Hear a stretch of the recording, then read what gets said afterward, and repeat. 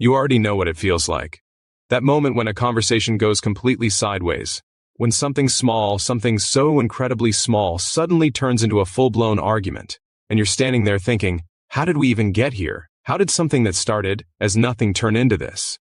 That feeling of helplessness, that frustration, that exhaustion, it's one of the most draining experiences a human being can go through. And here's the thing, you're not alone in this.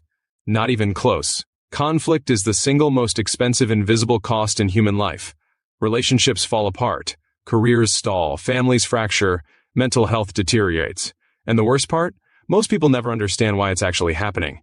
They keep fighting the symptoms and completely missing the root cause. But today that changes. Because once you understand what's really driving conflict, something shifts in you that cannot be undone. Now, before we go deeper, there are related programs linked down in the video description below. If you've been struggling with this for a while and you're serious about changing how you handle conflict in your relationships or your work life, those programs exist precisely for people who are done talking about the problem and ready to actually fix it. Most people will scroll past them. They'll keep doing what they've always done. But the ones who take a look, those are the ones who tend to show up differently 6 months from now. Just something to keep in mind as we go through this. Now let's get into it. Let's talk about why conflicts actually happen. Not the surface stuff. The real reason. Every single conflict you have ever experienced, every argument, every cold silence, every blow-up that came out of nowhere, every passive-aggressive comment that cut you deep, all of it traces back to one thing. Unmet needs. That's it. 2 words. Unmet needs. Think about the last time you got into an argument. What was it actually about on the surface? Maybe it was about something that was said. Maybe it was about a decision someone made. Maybe it was about feeling ignored or dismissed or disrespected. But underneath all of that, at the very core, someone's need was not being met. And when human beings don't have their needs met, something primal kicks in. The brain goes into threat mode. And suddenly you're not 2 people having a conversation anymore. You're 2 survival systems colliding. Here is where it gets fascinating, and this is the part that most people never hear. When your brain perceives a threat, whether that threat is physical or emotional, it doesn't know the difference. It responds the same way. Your heart rate goes up. Your thinking narrows. You become laser-focused on defending yourself. And in that state, you literally cannot process empathy. You cannot hear the other person clearly. You cannot problem solve. You are biologically wired to fight, flee, or freeze.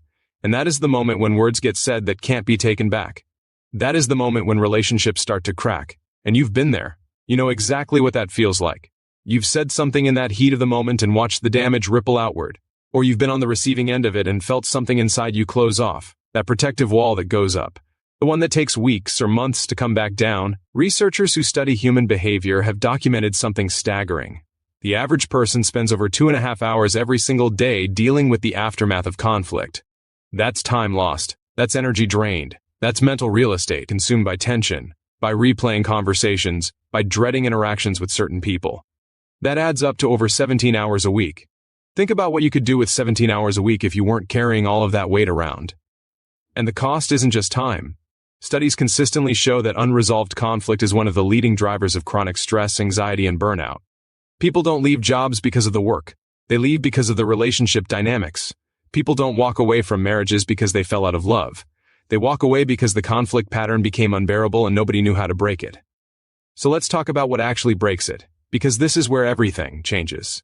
The first thing you need to understand is the difference between positions and interests. In every conflict, people fight over positions, what they say they want, but underneath every position is an interest, what they actually need. And when you start responding to the interest instead of the position, the entire dynamic shifts. Imagine someone is cold and distant with you and you can't figure out why. Their position might look like withdrawal or sharp words, but their interest, what's actually driving it, might be that they feel unseen, that they feel like they don't matter to you. The moment you address that underlying need, the whole thing deflates.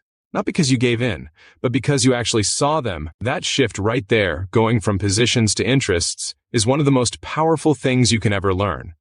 People who master this report that relationships they thought were beyond repair began to change within days, not months, days. The second key is understanding the validation loop.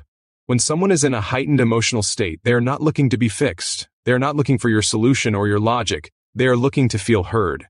And this is where so many people get it wrong. They jump straight to problem solving when the other person is still in the fire. They try to pour water on something that needs to breathe first. The moment you say, "I hear you.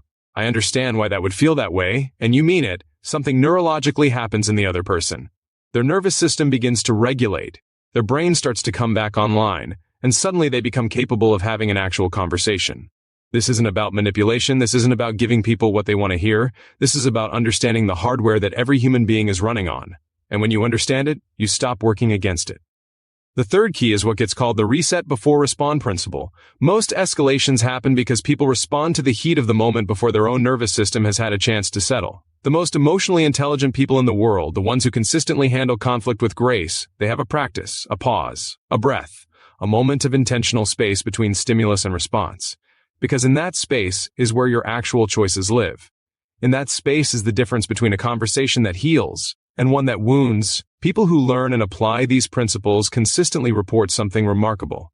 The conflicts don't disappear, but the damage stops. The duration of arguments shortens dramatically.